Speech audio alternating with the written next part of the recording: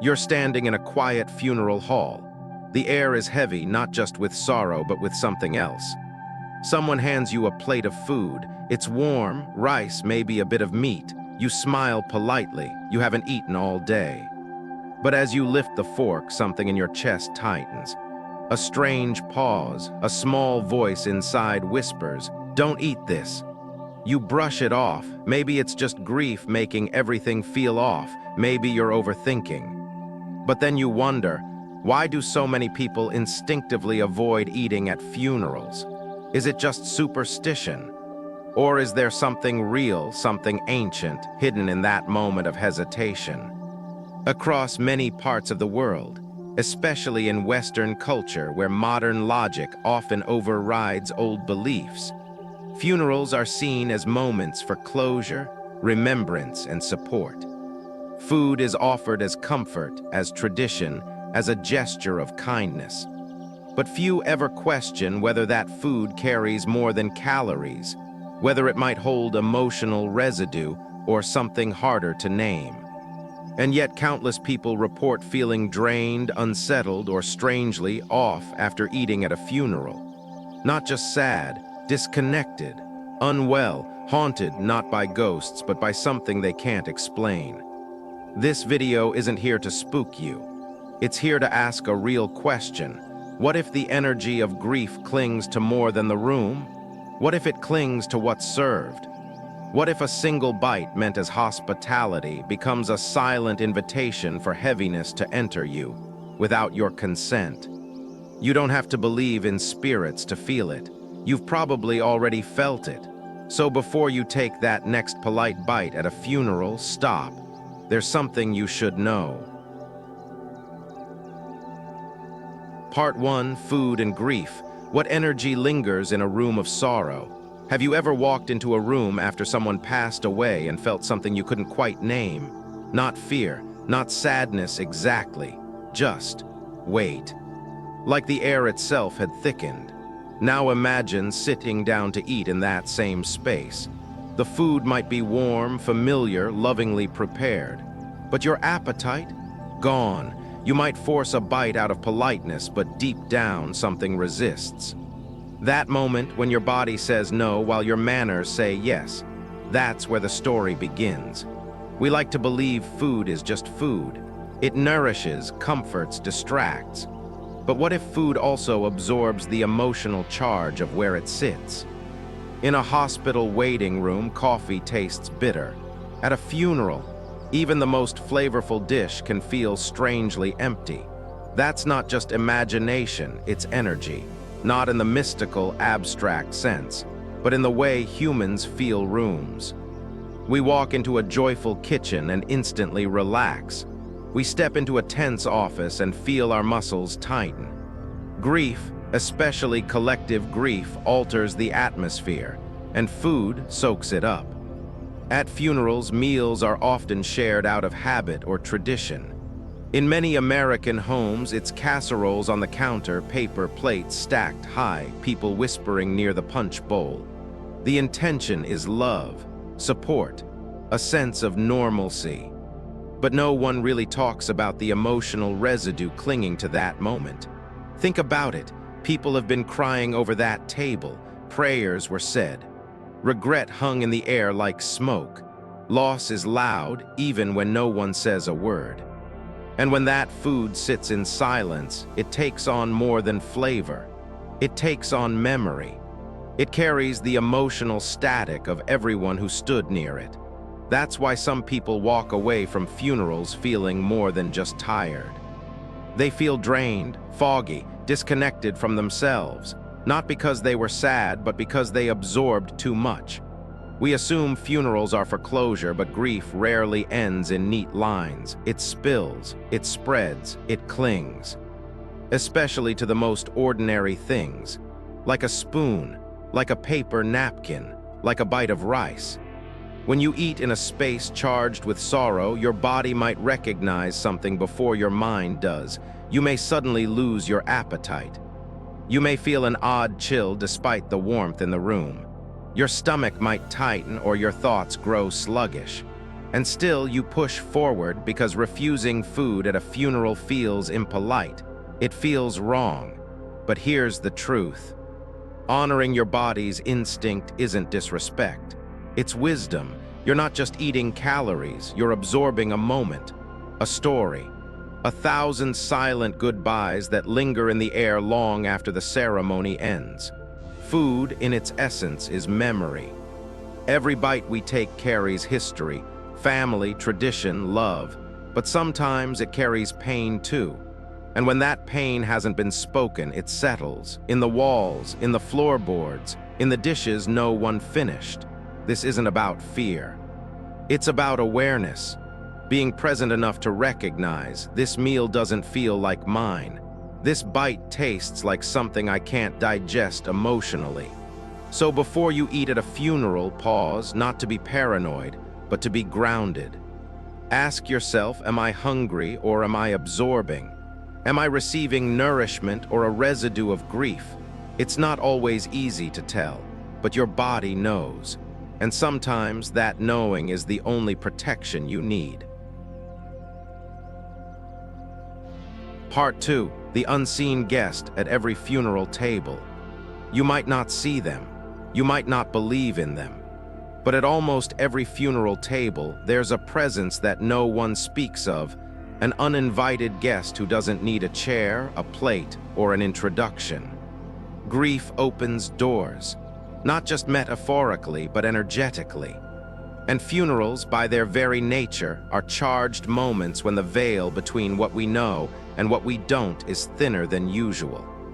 In that space, while everyone is focused on remembering the dead, something else may be quietly drawing near.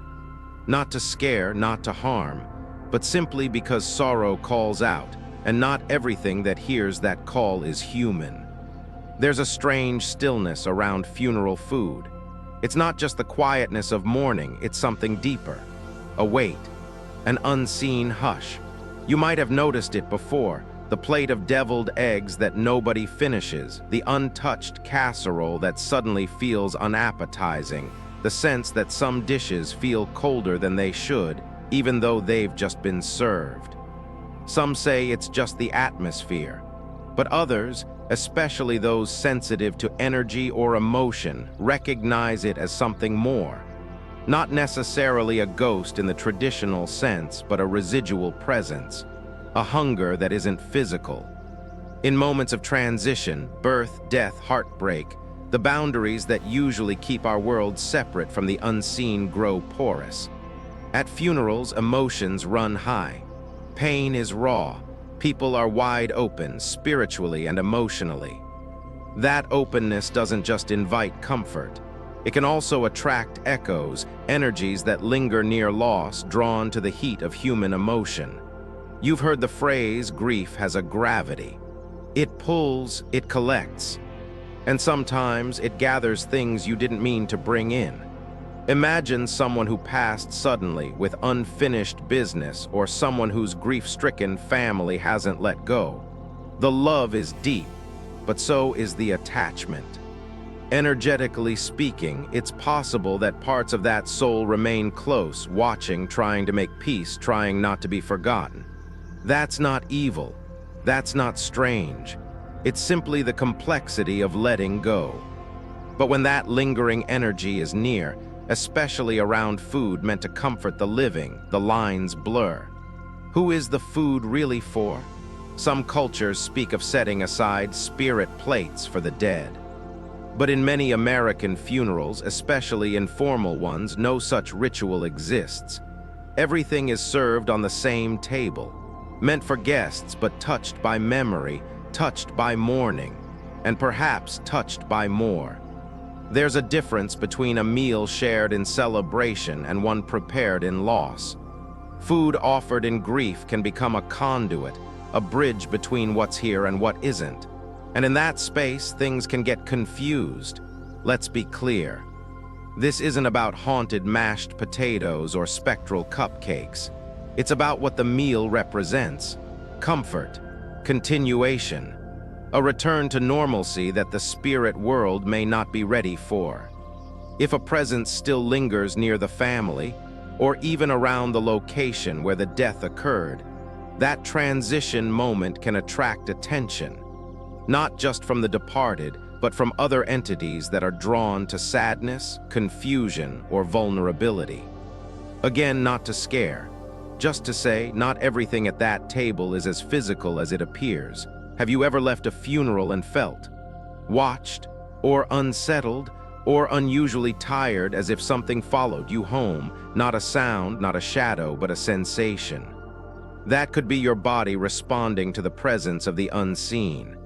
Sensitive people, empaths, caregivers, intuitive types, often describe feeling invaded or off after funerals, even when the service was peaceful. It's not drama. It's energy. And food, being the one thing we share most often in these moments, becomes a vessel for that energy to move. That's why so many people instinctively avoid eating at funerals, even if they can't explain why. They'll say, "I just wasn't hungry," or "it didn't feel right." They'll politely decline offer to take it to go or push it around the plate. They don't need a reason. Their gut already gave them one. Something felt off and they listened. What happens when we ignore that signal? What happens when we eat anyway, out of obligation, politeness, or hunger? We might be taking in more than we intended.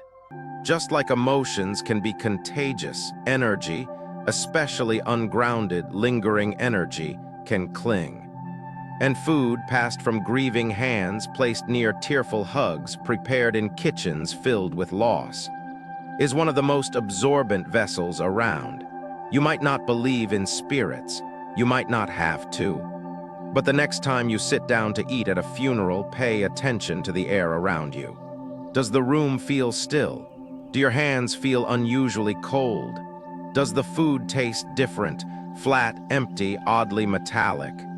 Do you suddenly feel heavy, distant, or emotionally numb? These are not random feelings. These are signs that something unseen may have pulled up a seat beside you. There's no need for fear, but there is always room for respect. The next time someone passes you a plate in a room filled with sorrow, you have the right to pause, to notice, to choose whether this meal feels truly nourishing or if something about it makes your soul whisper, "Not this time." Because in rooms filled with unspoken sadness, the guests aren't always just the ones with names.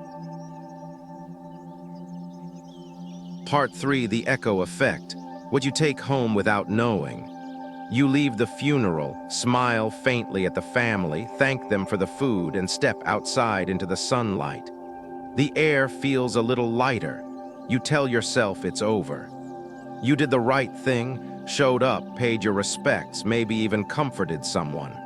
But then later that evening, something doesn't feel right. You're not sick, but your body feels heavy. You're not exactly sad, but there's a fog hanging over your mind. Sleep doesn't come easily. You toss, you dream strangely. You wake up feeling like you didn't rest at all. This isn't just grief. You weren't even that close to the person who passed. This feels foreign. And yet it's sticking to you like smoke in your clothes after a fire. That's the echo effect. Grief doesn't always announce itself loudly. Sometimes it lingers silently in corners and clings to whoever was open enough to absorb it. Most people assume that the emotional weight they feel after a funeral is just part of being human, and often it is. But what happens when the weight doesn't belong to you? What if what you're carrying home isn't yours? Think about it. You spent hours in a room filled with tears, memories, sorrow, confusion, sometimes even guilt.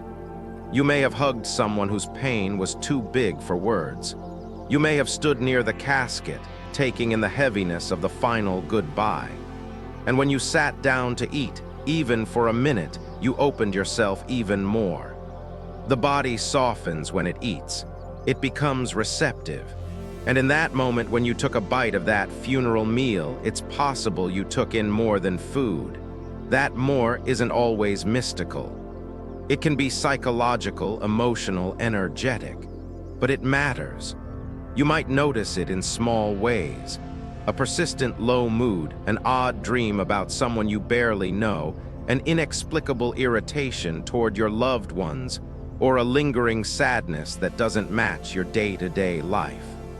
Sometimes it shows up in the body, a strange tightness in the chest, a headache that won't go away, digestive unease. These are the echoes, the subtle remnants of energy, emotion, or unresolved pain that attached themselves to you during that highly charged moment. Now, none of this means you're haunted.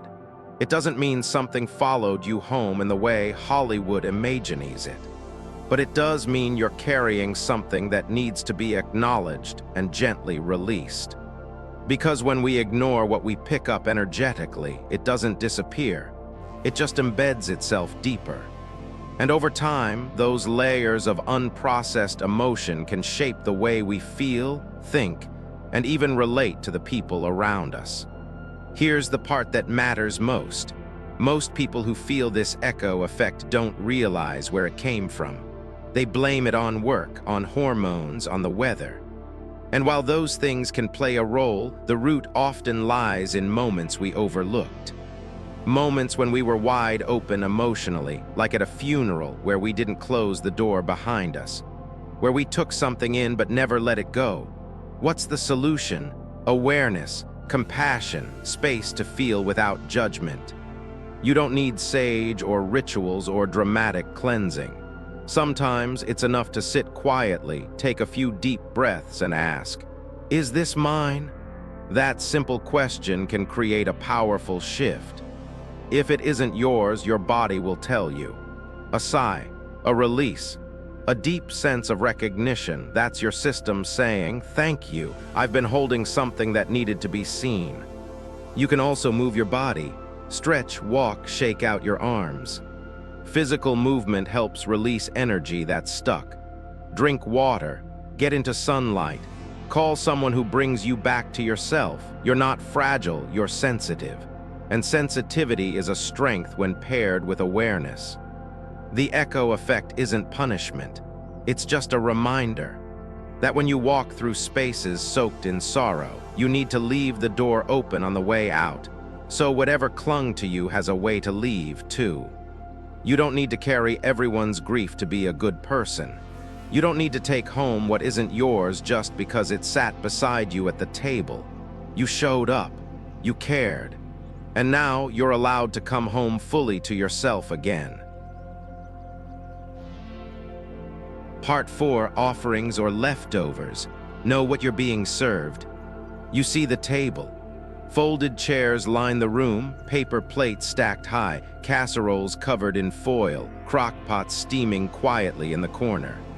It all looks ordinary, comforting even. But something about it doesn't sit right. Maybe it's the way people avoid the plate of rice in the middle. Maybe it's how certain dishes feel oddly untouched, as if they were never meant to be eaten.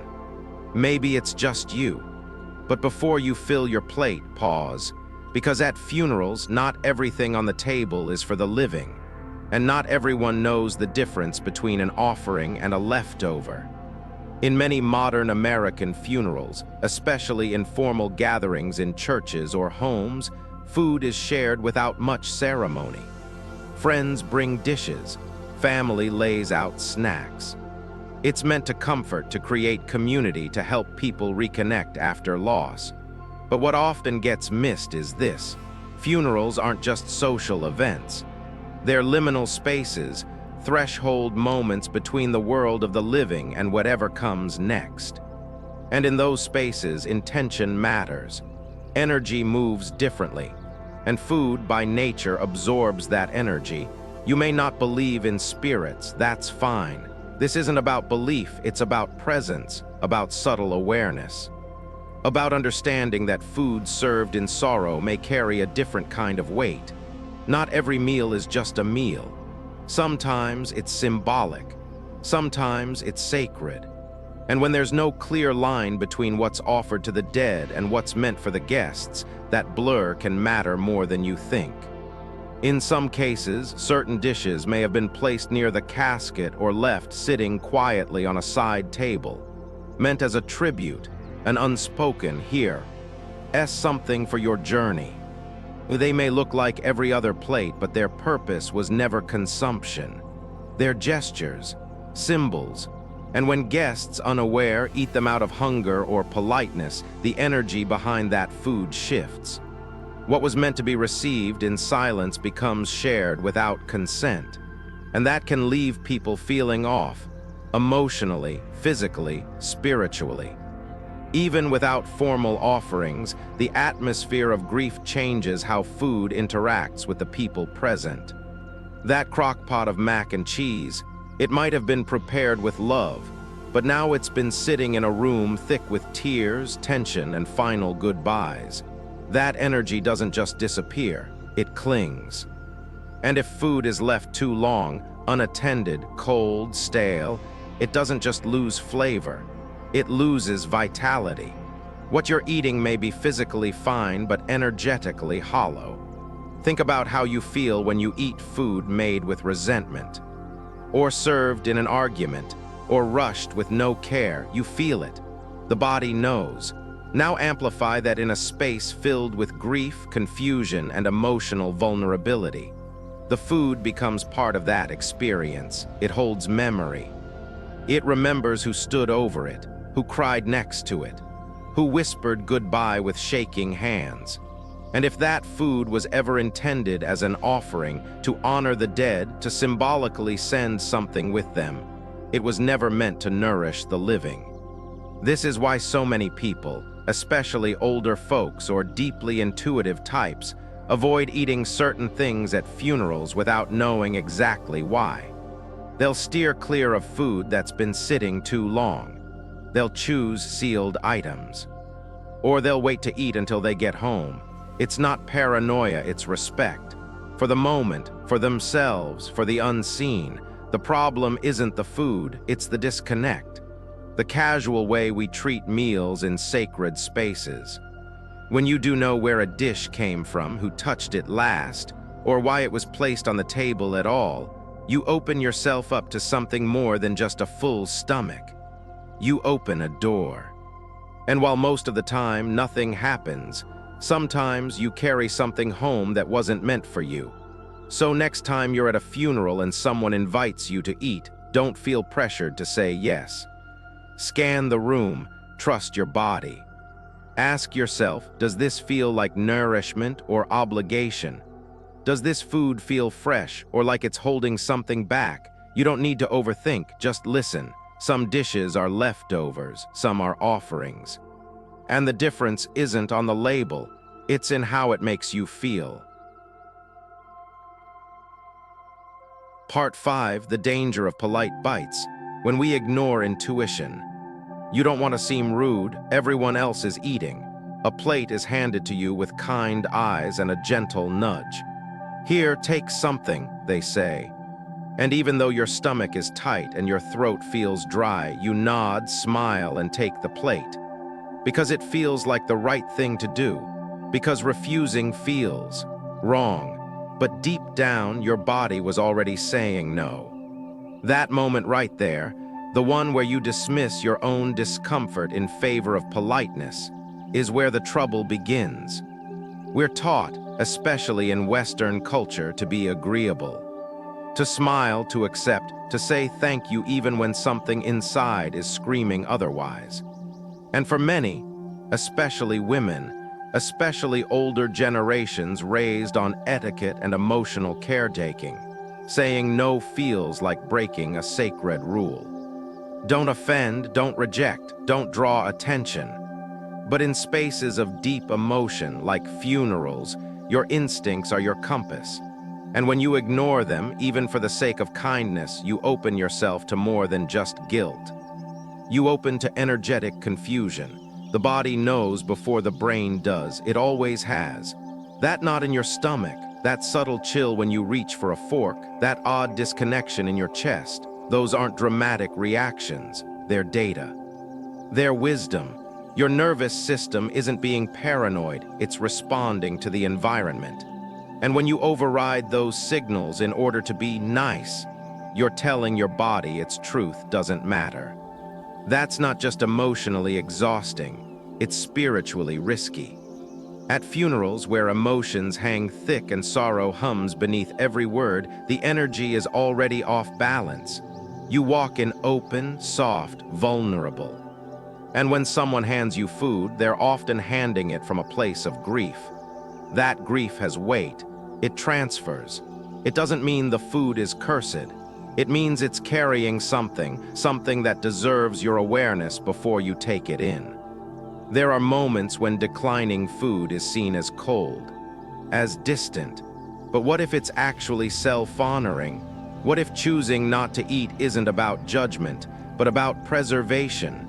You're not rejecting the kindness of the person offering. You're respecting your own inner knowing. And that matters, because the cost of ignoring that quiet voice inside isn't just emotional, it's energetic. You walk away feeling foggy, heavy, even sad, and you might not know why. Days later, you can't shake the sense that something's off. That something stuck, and it may have started with a single polite bite. You don't need a supernatural explanation to understand this. Trauma, anxiety, and sorrow are contagious. We pass them through words, hugs, glances, and yes, through food. And when your system is open and unguarded, that transfer can affect you more deeply than you realize. You don't even have to believe in energy to have experienced this. You've likely felt it before, walking into a room and instantly knowing something is wrong. Holding an object that makes your skin crawl. Eating something that feels perfectly fine, and yet your body says, "Don't finish this." That voice, that feeling, it doesn't need to make sense. It just needs to be trusted. There's nothing disrespectful about saying, "No, thank you, I'll eat a bit later." Or, "I'm okay for now." Or even just quietly setting the plate aside. You're not breaking the flow of grief or insulting anyone's effort. You're drawing a small, sacred line. You're choosing presence over performance. If you've already eaten at a funeral and felt fine, that's okay. This isn't about fear, it's about discernment. But if you've ever eaten and left feeling off, feeling like something stuck, this is your permission to take that seriously. It's not all in your head, it's in your gut. Your body has a wisdom older than politeness. And in places soaked with sorrow, that wisdom might be the only protection you have. Listen to it, honor it, because being kind doesn't mean ignoring yourself, not even at a funeral. Especially not then. Part 6, but I don't believe in spirits, so why should I care? You're not into ghosts. You don't believe in spirits, lingering souls, or any of that. You respect tradition, sure, but you live in the real world. And when someone says, "Don't eat at a funeral or something might follow you home," you smile politely and move on. Fair enough. But here's the thing, this conversation isn't about belief, it's about energy. And energy doesn't care whether or not you believe in it. It works through your body, your mind, your emotions. It doesn't need you to light candles or chant mantras. It only needs a moment of openness, like the kind that happens at funerals. Even if you don't subscribe to spiritual thinking, you've felt energy before. You've walked into a room and known something bad had just happened. You've shaken someone's hand and instantly disliked them for no logical reason. You've avoided a certain seat in a waiting room or left a party early because it just didn't feel right. That's energy. That's your body picking up signals your brain hasn't processed yet. And when you're in a place soaked in sorrow, surrounded by people whose hearts are cracked wide open, you're picking up more than just the mood. You're absorbing emotional residue. Grief is heavy. That's not metaphor, it's biology. Studies show we physically carry emotional stress in our bodies. Shoulders tighten. Digestion slows, breathing changes, and those effects don't disappear the minute the funeral ends. When you eat in that kind of environment, your body relaxes, your boundaries soften, and suddenly you're more vulnerable than you think. Whether or not spirits exist isn't the point. The point is this. Being around intense emotion changes your chemistry. It can drain you. It can stick to you. It can follow you home in the form of mental fog, irritability, strange dreams, or fatigue that sleep can't touch. And what's more, funerals are moments when our emotional doors are wide open. We're remembering lost time, reuniting with people we haven't seen in years, navigating awkward silences, unspoken tensions, and waves of old pain. That combination, grief, memory, disconnection, creates a perfect storm of energetic overload. Add food into the mix and you're not just digesting a meal. You're digesting a moment, maybe several. If that sounds dramatic, think of it this way. Your body is always processing. It processes stress, fear, excitement, sadness. You've had meals that made you feel lighter and meals that left you feeling dull and flat, even when nothing seemed wrong. That's not coincidence. That's your system saying, "This wasn't good for me." Funeral meals, though often made with love, can carry the emotional residue of the environment they're served in. And your body, sensitive, intuitive, intelligent, feels it. Still skeptical. Good. Healthy skepticism keeps us grounded, but being skeptical doesn't mean ignoring your own experience. If you've ever felt off after a funeral, emotionally raw, energetically drained, unable to sleep, it's worth asking why. If you felt uneasy eating food that had been sitting near mourning people for hours, there's probably a reason. It doesn't mean something paranormal happened. It means you're human, sensitive, receptive, alive. You don't have to burn sage or believe in spirits to respect the fact that energy transfers. It transfers through touch, through words, through presence. And yes, through food. A sandwich made in a joyful kitchen hits differently than one made in silence after loss. We know this even if we don't always say it out loud. So if you don't believe in spirits, no problem. But do believe in yourself. In the subtle shifts you feel but can't explain. In the physical signs your body gives you when something isn't right. In the voice that says, "Not this bite," before your brain catches up. That's not superstition. That's awareness. You don't have to believe in anything to protect your peace. Just notice. Just listen.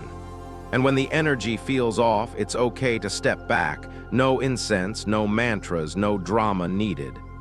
Just trust that your body is wiser than you think. Part 7 already ate. Here's what to do now without panic. So maybe you've already eaten. Maybe you were at the funeral, the food looked harmless and you didn't think twice. You took the plate, you smiled, you ate.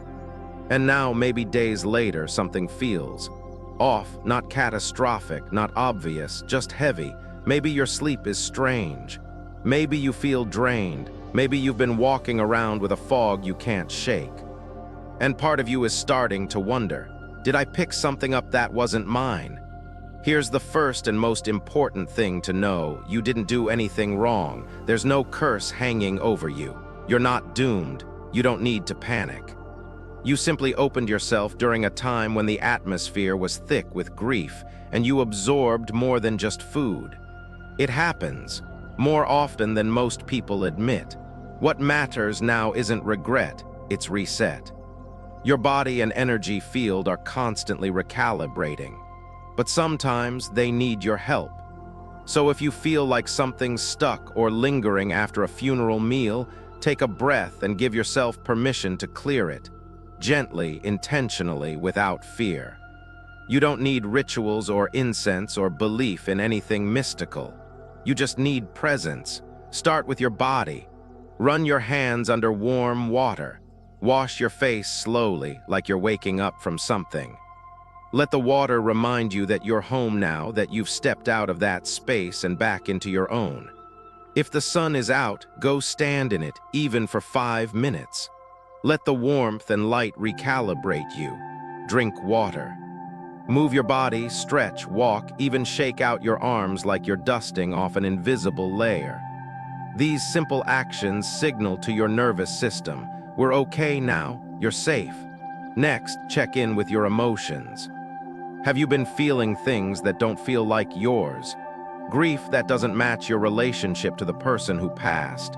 Anger, sadness, or unease that doesn't seem rooted in anything specific? If so, speak it. Say out loud, "If I'm holding anything that doesn't belong to me, I release it now." That sentence alone, said with calm intention, can shift everything. You can also try writing, not a dramatic journal entry, just a few lines. What you felt, what feels off, what you'd like to let go. Writing externalizes what we carry silently. It puts shape to what's been stuck. It gives your mind a way to close the loop. And if you're someone who finds comfort in sound, light a candle or turn on gentle music. Create an atmosphere that feels fully yours. Claim your space. Let it be a soft declaration that your home is your own, that whatever sadness you brushed against has now been returned to where it belongs.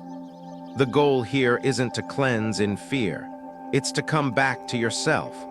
To recognize that being present at a funeral, eating in that space, was a gesture of love, but one that might have opened you up a little too wide. That doesn't make you weak. It makes you human, sensitive, attuned. And now you simply get to close the door you didn't realize you left open. In the future, if you ever find yourself in that position again, plate in hand, something inside hesitating, trust it. Decline gently, or if you choose to eat, do so consciously. Bless the food, thank it, and let your energy remain anchored in your own body. But if you've already eaten and something feels off now, just come back to yourself. No guilt. No fear, just presence. Your energy knows the way home. Let it lead. Final, maybe this is the first time you've heard about energy lingering in food. Maybe you've always seen funerals as moments of duty. Show up, say a few kind words, share a meal, move on. But now, perhaps you're beginning to feel what was always just under the surface, that some moments leave fingerprints on more than our hearts. They leave them on what we touch, what we carry, what we take in, sometimes without realizing it. Let's be clear, eating at a funeral isn't inherently dangerous. It's not about superstition, nor is it about fearing the dead. It's about understanding that the human experience is layered, physical, emotional, and yes, energetic. Just as food can nourish the body, it can also absorb the emotional charge of the room in which it's served. Grief, when left unspoken, doesn't disappear. It settles into the air, into the tablecloth, into the silence between words. And when you eat in that space without grounding yourself, without awareness, you sometimes end up digesting more than a meal. Think of it like emotional residue. Just as you'd wash your hands after touching something sticky, you may need to emotionally rinse after being in spaces of sorrow. Not because you're fragile, but because you're open. And openness, while beautiful, needs boundaries, especially in moments of collective mourning when everyone's energy is heightened and unguarded. What does all this mean for you practically? It means you have permission to pause, to say no, to listen to that small voice inside that says, something about this doesn't feel right. It means you can eat with awareness or not eat at all. It means you're allowed to protect your peace, even when kindness asks for performance. You can love people deeply without carrying their pain into your body. You can grieve without consuming what grief has touched. So as you leave this video, consider not just what you eat, but how you receive what's offered to you in moments of loss. Consider what your body has been trying to tell you in those quiet, uncomfortable spaces. Consider that maybe, just maybe, intuition isn't a superstition. It's your most reliable sense of truth. You don't need fear. You need presence. You need permission to honor your boundaries in every setting, even the sacred ones. Because the most powerful protection you'll ever have isn't belief or ritual. It's awareness. And maybe next time someone offers you a plate, you'll pause, Not from paranoia, but from deep respect for your own inner knowing. Because not every bite is meant to be swallowed. Some are meant to be questioned. What else in your life have you been taking in without realizing the cost?